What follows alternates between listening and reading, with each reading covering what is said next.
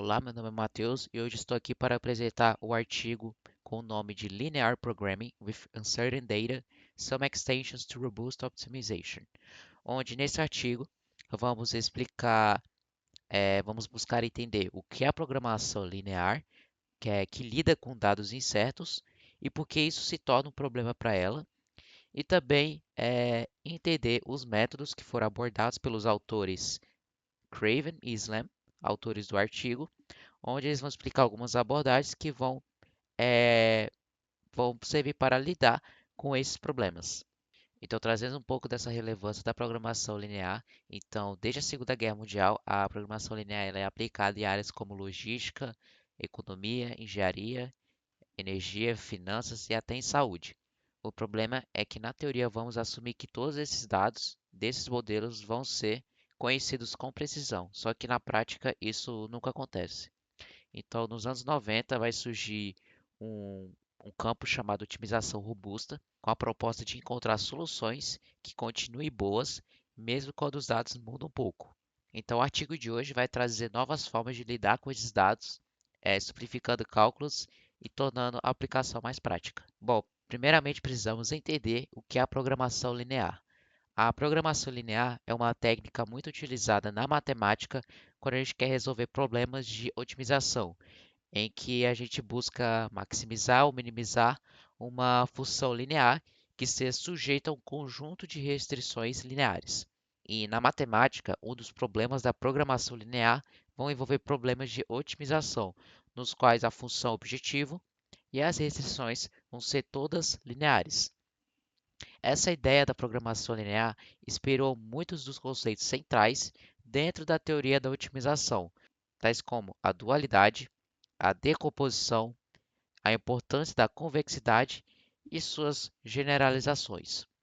E como exemplo, peguei esse gráfico aqui para mostrar um exemplo clássico da programação linear com duas variáveis, x1 e x2. Aqui nesse gráfico, as linhas coloridas vão representar as restrições do problema, onde essa linha azul vai representar x1 mais x2 é menor ou igual a 150, nessa linha preta, x1 mais 2 vezes x2, que é menor ou igual a 170, e a linha rosa, que vai representar aqui 3 vezes x2 é menor ou igual a 180. Além disso, como todo problema da programação linear, a gente vai ter que x1 vai ser maior ou igual a zero e x2 vai ser também maior ou igual a zero, o que nos mantém no primeiro quadrante deste plano. O espaço que sobra aqui, que é delimitado por essas restrições, vai ser este polígono azul escuro, onde vamos chamar esta região de região viável. E é dentro dessa região viável que é onde vai estar as soluções possíveis dentro do nosso problema. E essas linhas vermelhas tracejadas vão representar a função objetivo, que nós vamos chamar aqui de g. E cada linha dessa vai mostrar um valor possível de g. Como a gente pode ver aqui, g nesse caso aqui vai valer 49.000 e este g aqui vai valer 30.000. Quanto mais à direita e para cima a linha da função objetivo puder se mover, maior será o valor de g. Além disso, o ponto em que a última linha da função objetivo, quando toca a região viável, vai ser, que no caso aqui, vai ser a solução ótima do problema. Vai ser a solução ótima do nosso problema. Mas existe um detalhe importante. Se os dados mudarem um pouco, por exemplo, se essa restrição aqui que é x1 mais 2 vezes x2 é menor ou igual a 170, e se a gente for mudar para 168 ou 172, a linha preta vai se deslocar, então a região viável vai se alterar, e isso pode comprometer o ponto ótimo, no caso a solução ótima. Bom, eu trouxe outro exemplo onde a gente vai poder retratar um problema da programação linear. Então vamos supor que tem um fazendeiro que vai ter um pedaço de terra, onde ele vai chamar de A, vai ser quilômetros quadrados, que é onde essa área vai ser semeada com trigo ou cevada, ou com uma combinação de ambas. Então, esse gráfico vai ilustrar bem a ideia do artigo que estamos discutindo com o problema da programação linear, quando pequenas incertezas de dados podem levar a grandes mudanças na solução ótima. E é justamente para lidar com isso que a gente vai entrar nas técnicas de otimização robusta. O fazendeiro vai ter uma quantidade mínima de fertilizante F permitido e de inseticida P permitido, que vão poder ser usados cada um deles sendo necessários em quantidades diferentes por unidade de área para o trigo, que vamos chamar de F1 e P1, e para as cevadas vamos chamar de F2 e P2. Seja S1 o preço da venda de trigo e S2 o da cevada, se chamarmos a área plantada com trigo e cevada de X1 e X2, respectivamente, então o número ideal de quilômetros quadrados de plantação com trigo e também de cevada pode ser expresso com o problema de programação linear desta forma.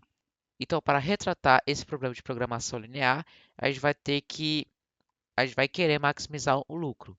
Então, nossa função objetivo, que é onde a gente vai querer maximizar, então maximize, que é onde vai ser S1 vezes X1 mais S2 vezes X2, onde S1 vai ser o preço da venda do trigo, X1 que vai representar a área plantada com trigo, mais S2 que vai ser o preço da venda da cevada e X2 que vai ser a área plantada com a cevada. Como a gente viu aqui na questão, vamos ter uma quantidade limitada de fertilizante, inseticida e também da área total. Então, a gente vai ter que escrever aqui embaixo que essa função objetiva aqui vai estar sujeito aos seguintes limites. Primeiro, onde vai ser o limite da área total, onde vai ser x1 mais x2, que é menor ou igual a A, que é onde a gente chama um pedaço de terra. Além disso, a gente vai ter o limite do fertilizante, onde vai ser F1 vezes x1 mais F2 x2, que vai ser menor ou igual a F.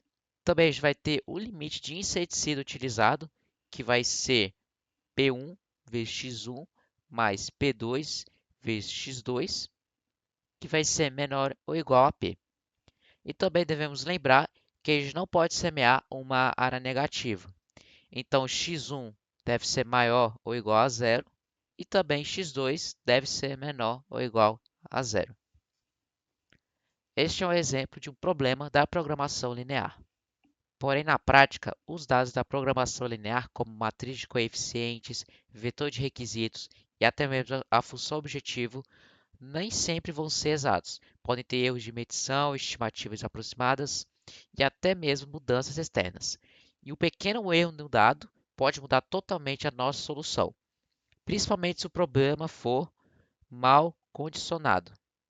O que significa ser mal condicionado? É quando pequenas perturbações dentro desses dados vão produzir grandes variações na solução. Uma das consequências desse problema é que o modelo vai perder a confiabilidade para decisões do mundo real. Foi então que os autores trouxeram abordagens dentro da otimização robusta. Então, para lidar exatamente com essas incertezas de dados, a gente vai utilizar a otimização robusta, que ela vai conseguir lidar com dados incertos e podemos buscar soluções mais estáveis. Então, dentro do artigo, os autores fizeram uma revisão de literatura, onde eles citaram três grandes grupos de abordagem desta área. A primeira vai ser a abordagem ingênua, onde ele diz que onde a gente vai querer satisfazer todas as versões possíveis dos dados ao mesmo tempo. O problema é que ele, às vezes, é impossível acontecer isso, então tem uma inconsistência. A segunda abordagem dita pelos autores foi o max-min, que é o pior caso, que é quando a gente vai buscar uma solução que funcione, mesmo num cenário mais favorável. E o terceiro, a abordagem que os autores trouxeram para dentro do artigo, foi os métodos de penalidade, onde vamos aceitar pequenas violações nas restrições, mas que vão cobrar um custo por isso. Esses métodos funcionam, porém exigem muito esforço computacional e também muitos cálculos. Agora vamos falar um dos problemas mais críticos da programação linear, que é o mau condicionamento.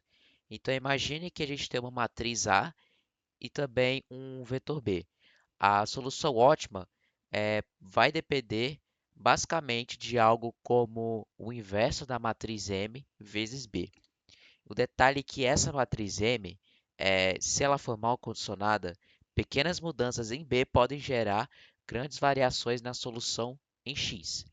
Então, para a gente poder medir isso, existe então o chamado o número de condição, que é expresso por essa expressão aqui, onde ele vai indicar o quanto a solução é sensível em relação à mudança dos dados. Então, se o número da condição for pequeno, o sistema é estável, mas se ele for grande, qualquer pequena alteração nos dados pode fazer a solução mudar drasticamente. E aqui é onde está o perigo. Na prática, isso significa que a solução computacional ela pode estar errada, mesmo que esse modelo matemático esteja correto. Então, esse é um dos principais motivos para se pensar em métodos mais robustos. Além disso, os autores do artigo apresentaram duas formulações principais. A primeira é a LP1, que é um problema de minimização com restrições de igualdade, que vai ser desse tipo: é, A de Q vezes X, que é igual a B de Q. A segunda é a LP2, que vai tratar um problema de minimização com restrições de desigualdade, onde vai ser do tipo A de Q vezes X, que é menor ou igual a B de Q. Aqui o parâmetro Q, como vocês podem perceber, o parâmetro Q vai representar a incerteza. Isso significa que cada valor diferente de Q vai gerar uma versão diferente do nosso problema. Então a ideia da robustez é justamente essa, é garantir que a solução seja válida para todas as versões possíveis de Q, e não apenas para um cenário específico. Então, quando falamos de restrições de igualdade, uma proposta é utilizar a formulação max-min. Basicamente, então, vamos resolver um problema para cada versão possível dos dados e depois escolhemos uma solução que seja robusta contra o pior cenário. O problema é que essa função resultante nem sempre vai ser côncava, o que dificulta bastante o cálculo da solução. Então, para a gente contornar isso, os autores sugerem métodos de penalização, que vão permitir a solução de forma mais simples, mesmo que não seja perfeita. Já no caso das desigualdades, a situação é um pouco mais prática. Se os coeficientes de A e B forem funções lineares do parâmetro Q, não é preciso testar todas as infinitas possibilidades de Q. Basta verificar os vértices do conjunto de incerteza U. Isso reduz muito o esforço computacional e ainda garante que a solução encontrada continue sendo robusta. Muitas vezes não existe um vetor X que vai conseguir satisfazer todas as versões dos nossos dados. Então, a solução proposta é aceitar pequenas violações, mas colocar o custo de penalidade para cada uma delas. Então, a ideia é minimizar algo como essa expressão aqui que a gente tem, onde esse termo aqui vai indicar o erro ou a violação da restrição, e esse termo aqui vai indicar o peso dessa penalidade. Isso deixa o modelo mais realista e flexível e permite também soluções que funcionam bem, mesmo com incertezas. Bom, no artigo também eles mostram que uma restrição incerta pode ser escrita por meio dessa expressão aqui, certo? Onde A barrado e B barrado vão ser valores nominais da matriz e também do vetor de requisitos. E Q e G vão representar também as incertezas ou perturbações. Com algumas manipulações, o artigo mostra que essa expressão aqui pode ser reinterpretado como essa expressão aqui, certo? Ou seja, as mudanças em A, que é o que complica o modelo, podem ser tratadas como mudanças no vetor B. Isso significa que, em vez de modelar incerteza diretamente na matriz de coeficientes, o que seria bem mais complicado, podemos reinterpretar essa incerteza como se fosse apenas uma mudança no vetor de requisitos. Essa transformação simplifica o problema e permite a gente aplicar conceitos já conhecidos, como a do preço da sobra, para a gente poder analisar o impacto dessas alterações. Dentro do artigo também vão se definir funções vetoriais para a gente lidar com essas várias versões do nosso problema ao mesmo tempo, que é por meio dessa expressão aqui, certo? onde z de q vai ser o valor ótimo para o cenário específico q. No artigo também é introduzido medidas para a gente comparar a solução x com todas as versões possíveis. A primeira, que é por meio dessa expressão que representa o arrependimento ou regret, que é o que simboliza a diferença na função objetivo, que é essa expressão aqui, certo? E também a gente vai ter também o desvio ou tracking, que é diferenças nas restrições, que é representado por essa expressão aqui, essa operação. E com isso, o modelo robusto vai buscar minimizar uma combinação desses dois, como representa aqui nessa expressão. Então, dependendo da norma escolhida, a gente poderá medir o erro por meio de uma soma dos desvios, ou uma raiz quadrada da soma dos quadrados, ou até mesmo pelo maior desvio. Então, nesse modelo, a ideia é equilibrar duas coisas. Primeiro, é tentar não se afastar muito da melhor solução de cada cenário, que é o que chamamos de arrependimento. E segundo, é tentar não violar demais as restrições de cada versão do problema, que é o que chamamos de rastreamento. Então, para medir esses desvios, a gente poderá utilizar diferentes normas, como essas citadas aqui, e assim a gente consegue soluções que não são perfeitas para um único cenário, mas também funcionam bem em vários ao mesmo tempo. Então, esses métodos que foram apresentados, que vêm da otimização robusta, elas são extremamente aplicáveis em áreas como na produção, porque se a demanda variar, a gente vai precisar de soluções que funcionem em qualquer cenário. Então, outra ideia que também é aplicável utilizando esses modelos é a logística, pois se o custo do combustível oscila, então o modelo precisa se manter viável. Também podemos trabalhar com as finanças, porque ao montar uma carteira é preciso resistir a pequenas variações nas taxas de retorno, como exemplo. E também a gente pode aplicar na saúde, porque a gente vai querer otimizar recursos hospitalares, mesmo com a incerteza no número de pacientes. Então, sempre que há dados incertos, esses modelos vão nos ajudar a manter decisões estáveis. Portanto, o que se conclui no artigo é que a programação linear pode ser extremamente sensível a essas incertezas e que já existem métodos robustos clássicos, porém eles são muito caros do ponto de vista computacional, exige muito cálculo. Porém, o artigo propõe alternativas que são mais simples e eficazes, como o uso de penalizações e transformações nos dados, e que tornam os modelos mais estáveis e também úteis na prática. E que na realidade, praticamente todos os problemas vão ter incertezas. E é aí que a otimização robusta vai se tornar essencial, porque ela vai transformar a teoria matemática em uma ferramenta prática de decisão.